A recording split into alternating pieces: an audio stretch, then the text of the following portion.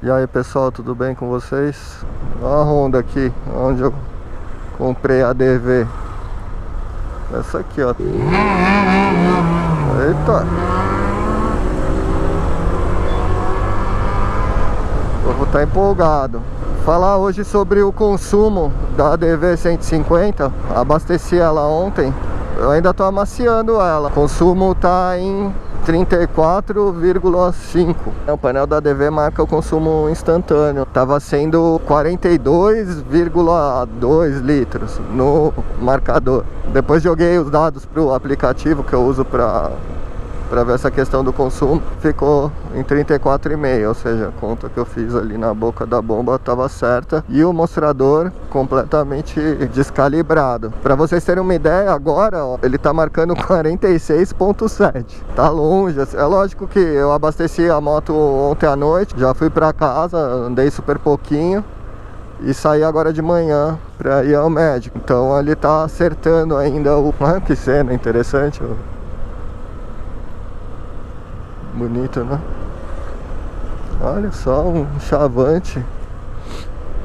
Ele tá acertando o consumo. Mas assim, a diferença é muito grande, é muito descalibrado isso aqui. A Honda precisa acertar, sei lá, como que funciona isso, é um software, alguma coisa. Mas esse painel é completamente discrepante o resultado do consumo instantâneo.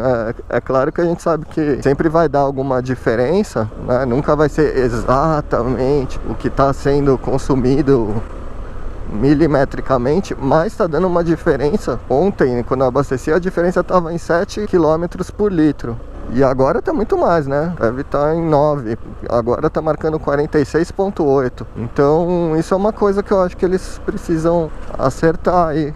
Porque não dá pra você confiar nessa referência aqui não. Então você vê aqueles vídeos de influenciador andando, falando, a moto tá marcando 52 km com litro. Está muito longe de ser a realidade. Espero que aconteça isso, né? Talvez seja porque eu tô amaciando, mas eu não acredito. Eu imaginava assim que você andando na manha, o consumo ficasse em torno de uns 40. Tá em 34,5. É lógico que, como é novidade pra mim, eu dou umas empolgadas assim de sair no semáforo, porque a scooter é muito legal que você tá parado no semáforo, você dá a mão, ela pula lá na frente, até de motos assim bem maiores.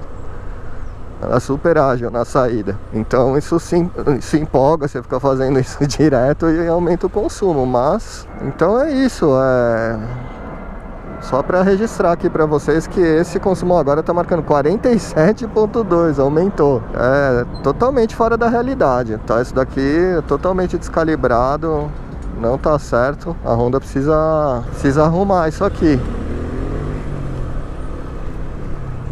Tá muito longe de ser o consumo da moto, beleza?